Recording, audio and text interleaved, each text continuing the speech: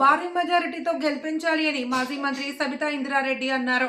శుక్రవారం వికారాబాద్ పట్టణంలో ఎన్నికల ప్రచారంలో భాగంగా సుడిగాలి పర్యటన నిర్వహించి 9 వార్డుల్లో ఎన్నికల ప్రచారం నిర్వహించారు. ఈ సందర్భంగా ఆమె మాట్లాడుతూ కాంగ్రెస్ ను ప్రజలు నమ్మవద్దు అని, ఇచ్చిన ఏ ఒక్క హామీని అమలు చేయలేదని మండిపడ్డారు. కాంగ్రెస్ కు బుద్ధి రావాలి అంటే ఈసారి బీఆర్ఎస్ అభ్యర్థులను భారీగా గెలిపించి చైర్పర్సన్ స్థానాన్ని కైవసం చేసుకోవాలన్నారు.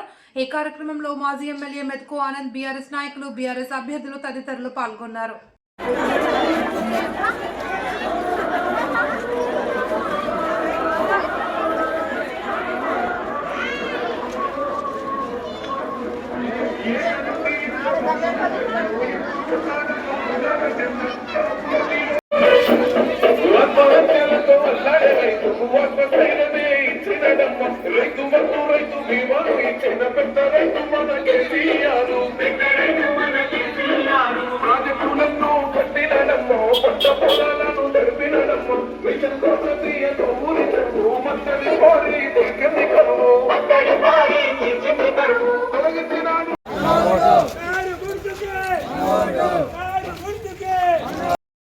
సబితమ్మ గారికి, అదేవిధంగా 18వ వార్డు అభ్యర్థి యాదయ్య గారికి, 19వ వార్డు అభ్యర్థి జగదీశ్వరి మల్లేశం గారికి, గోపాల్ గారికి, ముఖ్యంగా గ్రామస్తులందరికీ నమస్కారము.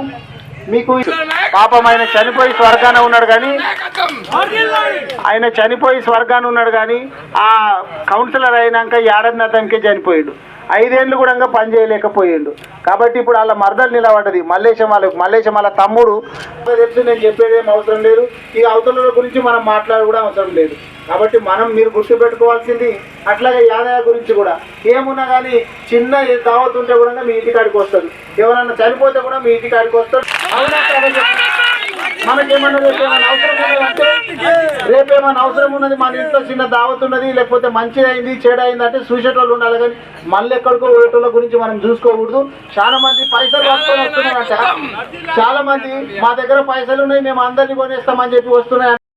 సర్కార్ నుంచి వచ్చినాయి. కాబట్టి మీరు అందరు పైసలు తీసుకోండి, యాదవ్ని గెలిపించండి, చెల్లెలు జగదీశ్వరిని గెలిపించండి. వాళ్ళు ఇచ్చే పైసలు మీకు చాలా బాధ్యున్నాయి. నేను చెప్పలేం అవసరం లేదు.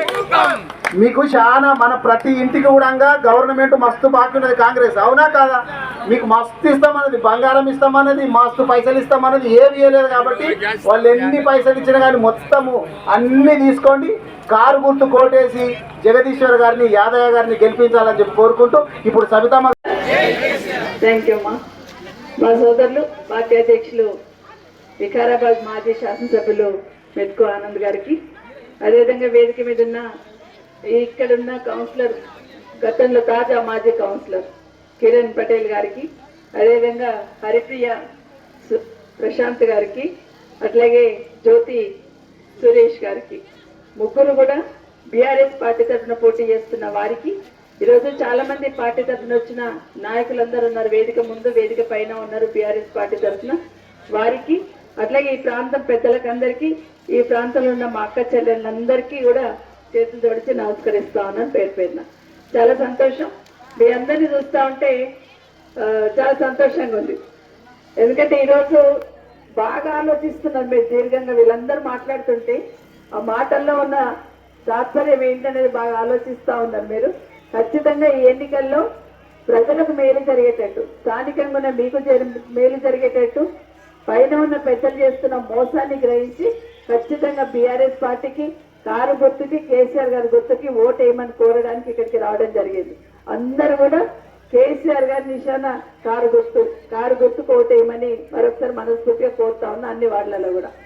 ఎందుకంటే గతంలో కేసీఆర్ గారు ఉన్నప్పుడు ఈ ప్రాంతానికి అన్ని రకాలుగా అభివృద్ధి చేయడం ఒకటైతే, అన్నిటికన్నా ముఖ్యంగా వికారాబాద్ జిల్లా చేయాలని చిరకాల వాంఛ నెరవేర్చిన నాయకుడు ఎవరంటే కేసీఆర్ గారు. అది గుర్తుపెట్టుకోమని కోరుతా ఉన్నాను. దశాబ్దాలుగా, ఎన్నో సంవత్సరాలుగా జిల్లా కావాలి అని మీరు అడుగుతూ ఉంటే, ఈ ప్రాంతంలో ఉద్యమాలు చేస్తూ ఉంటే ఆ వికారాబాద్ జిల్లా ఆకాంక్ష నెరవేర్చిన నాయకుడు కేసీఆర్ గారు.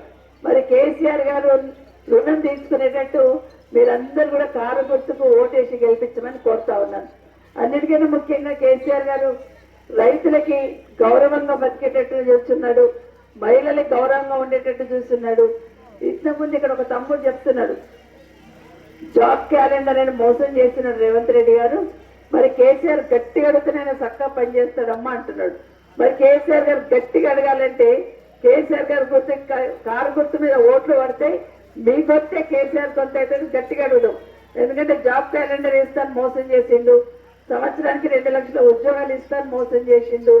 ఇవన్నీ అడగాలంటే ఖచ్చితంగా మీరందరూ కూడా కారు గుర్తు కోటేయమని మిమ్మల్ని అందరినీ కోరుతా ఉన్నాను.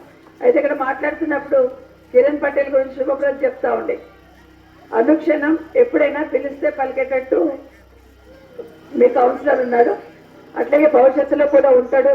మీరందరూ కూడా కారు గుర్తు కోటేయమని.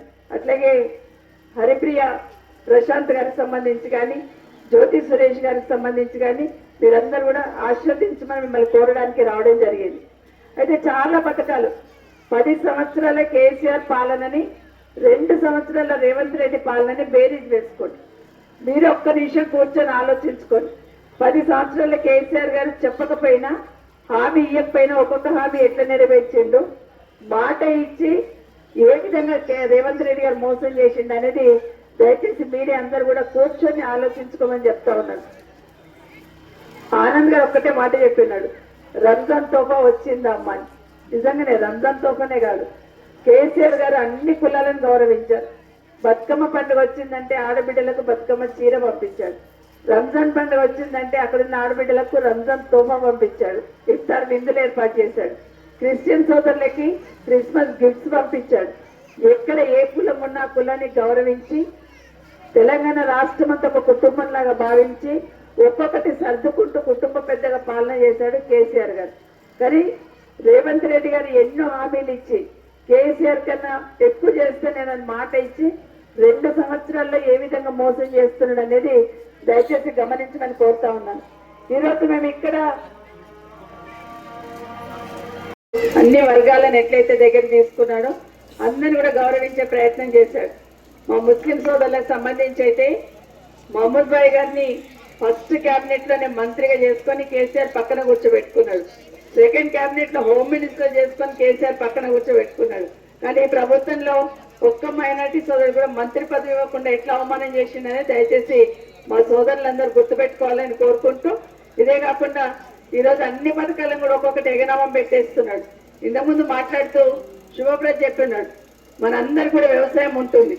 వ్యవసాయం ఉన్న వాళ్ళందరికీ కూడా రైతు బంధు ఇచ్చి కేసీఆర్ గారు ఎట్లా ఆదుకున్నాడు, రైతు చనిపోతే ఇంటికి 5 లక్షలు పంపించి ఎట్లా ఆదుకున్నాడు, ఆడబిడ్డలకి ఇంటింటికి నల్ల ద్వారా నీళ్ళు ఇచ్చి గౌరవాన్ని ఎట్లా కాపాడున్నాడు, కేసీఆర్ కిట్ ఇచ్చి ఏ విధంగా బిడ్డను తల్లిని గౌరవప్రదంగా ఉండేటట్టు చూస్తున్నాడు.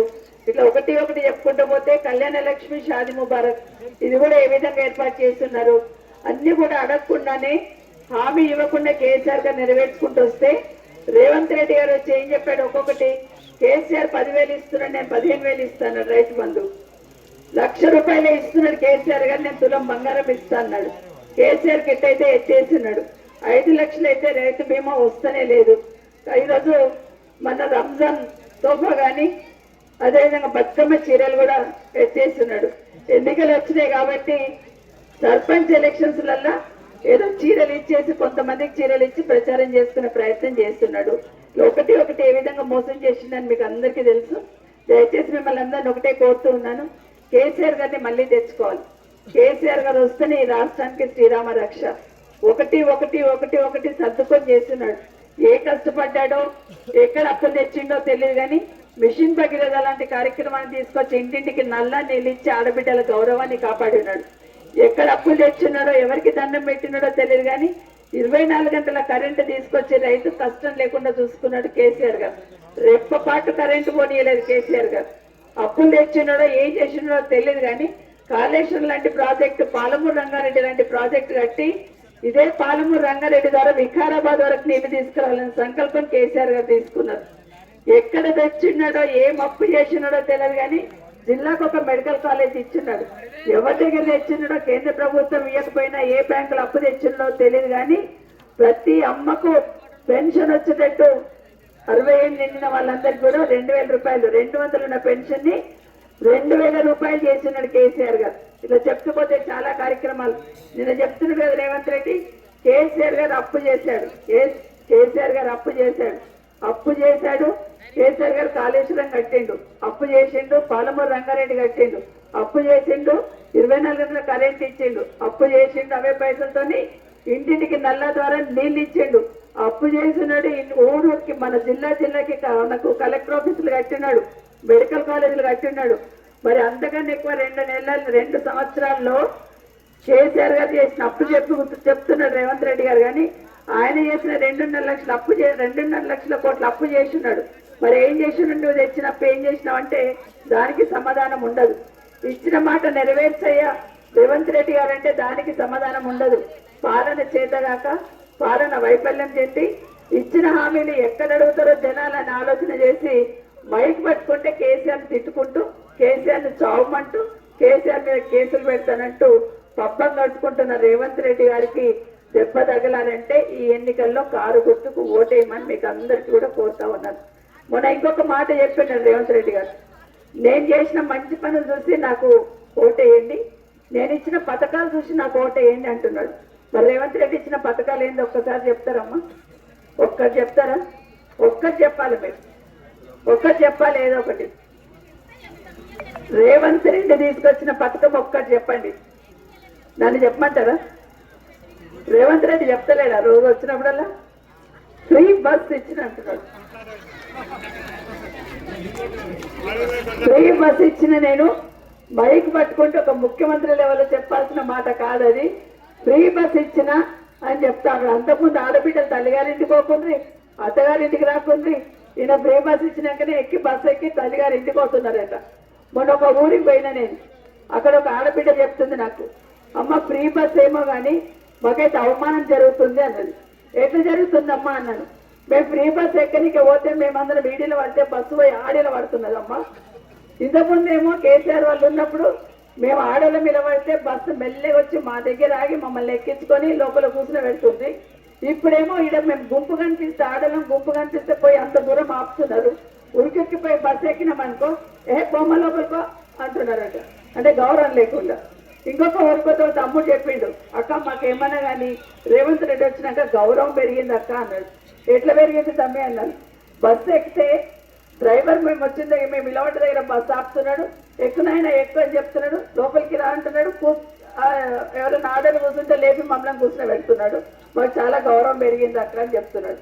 అంటే ఆడబిడ్డల గౌరవం అంతా మంట కలిపేస్తున్నాడు. ఫ్రీ బస్ అని పెట్టి పేరుకు ఫ్రీ బస్ పెట్టేసి మీ దగ్గరేమో ఫ్రీగా వస్తున్నాడు, కానీ మగవాళ్ళ దగ్గరే డబల్ ఛార్జ్ తీసుకుంటున్నాడు. ఇది ఎక్కడనే మన పర్సులకే తీసుకుంటేనేమో బాధ అవుతుంది, వాళ్ళ జేబులకే తీసుకుంటే బాధ కాదా?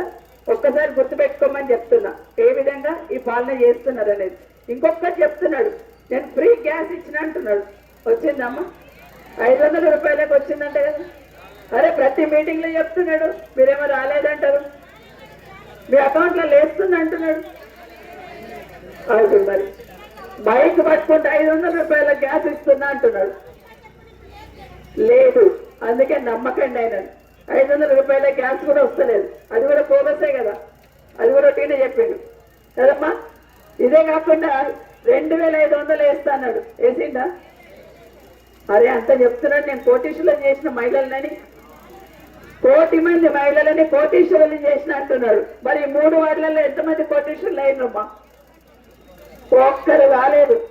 కానీ ఇంకొకటి కూడా చూసుకోవాలి తల్లి, మీరు ఎవరైతే మీరందరు డాక్టర్ గ్రూప్లలో ఉన్నారు, పొదుపు చేసుకుంటున్నారు, అప్పు తీసుకుంటున్నారు, కానీ అప్పటికి ఇప్పటికీ మీరు అప్పు తీసుకున్నాక బ్యాంక్ లో మిత్తి పెరిగింది ఒక్కసారి చూసుకోండి. మిత్తి ఎందుకు పెరిగిందని అడగకపోతే అట్లా వేసుకుంటూనే పోతున్నారు. మిత్తి పెరిగింది, అది కూడా చూసుకోమని మీకు అందరికీ మనవి చేస్తా ఉన్నా. ఇట్లా ఒక్క మాట కాదు, చాలా మాటలు చెప్పినాడు. ఇప్పుడు ఇంతకుముందు ఆనంద ఎవరు చెప్పారు కదా, మా ఆడబిడ్డలకి 2500 ఇస్తే 60,000 బాకీ. అదే ఇంట్లో ఒక పెద్దమ్మ ఉంటే 2000 పెన్షన్ వస్తే ఇంకా 4000 చేస్తాను కదా, అదొక 50,000 బాకీ. అంటే ఒక్కొక్క ఇంటికి కాంగ్రెస్ వాళ్ళు 1,00,000 రూపాయలు ఇచ్చి ఓటు అడగాలి, 1,00,000 రూపాయలు ఇచ్చి ఓటు అడగాలి. అంత బాకీ ఉన్నారు మీకు. మరి బాగా గుర్తుపెట్టుకొని వచ్చినప్పుడు అంతా నిలదీసే బాధ్యత మీదని మనవి చేస్తా ఉన్నా. అయితే ఇంకొక మాట చెప్పిండు, సన్న బియ్యం ఇస్తున్నా అంటున్నాడు. మరి పురుగులు వస్తున్నాయో మరి పాలిష్ పెట్టిస్తున్నాడో చూసుకోండి. పాలిష్ పెట్టి చేస్తున్నాడో పురుగులు వస్తున్నాయో తెలియదు సన్న బియ్యం. కానీ కేసీఆర్ గారు చేసింది కూడా గుర్తుపెట్టుకోండి. 4 కిలోలు ఉన్న బియ్యాన్ని 6 కిలోలు చేసిండు కేసీఆర్ గారు. 6 కిలోలు ఇంట్లో ఎంతమంది ఉంటే అంతమందికి 6 కిలోలు ఇవ్వమన్నాడు కేసీఆర్ గారు. కానీ ఎప్పుడు ఇట్లా చెప్పుకోలేడు. మైక్ పట్టుకొని నేను ఇచ్చిన అని చెప్పుకోలేదు. నా బాధ్యత నేను చేసిన అనుకున్నాడు కేసీఆర్ గారు. కానీ ఈ ముఖ్యమంత్రి గారు మైక్ పట్టుకుంటే ఫ్రీ బస్ అంటాడు, మైక్ పట్టుకుంటే సన్న బియ్యం అంటాడు, మైక్ పట్టుకుంటే కేసీఆర్ని తింటున్నాడు. నిన్నగాకపోతే ఒక మాట చెప్తున్నాడు, మా ప్రభుత్వంలో పథకాల వల్ల లబ్ధి పొందిన వాళ్ళందరూ మా ఓట్లు వేయండి అంటున్నాడు. నేను కూడా అదే చెప్తున్నా, రేవంత్ రెడ్డి చెప్పిన మాటే చెప్తున్నా. 2500 ఏ ఆడబిడ్డకైతే వస్తుందో వాళ్ళకి వేయండి రేవంత్ రెడ్డికి, రాని వాళ్ళందరూ మనకేయండి, కారు గుర్తుకేయండి. 2500 వచ్చిన ఆడబిడ్డ అంతా రేవంత్ రెడ్డికి వేయండి, 2500 రాని ఆడబిడ్డలందరూ కూడా కారు గుర్తు కోటేయండి. అంతే కదమ్మా, మీరు కూడా చెప్పాలి అందరికీ. 4000 పెన్షన్ వచ్చిన వాళ్ళందరూ కూడా రేవంత్ రెడ్డికి వేయండి, 2000 పెన్షన్ కేసీఆర్ పెన్షన్ వచ్చిన వాళ్ళందరూ కారు గుర్తు కోటేయండి. ఆయన చెప్పినట్టే చేయండి. 6000 పెన్షన్ వికలాంగులకు చేస్తాడు, మరి 4000 పెన్షన్ వికలాంగులకు వస్తేనేమో కారు గుర్తు కోటేయండి, 6000 వస్తే మాత్రం ఆయనకి వేసుకోండి ఓటు.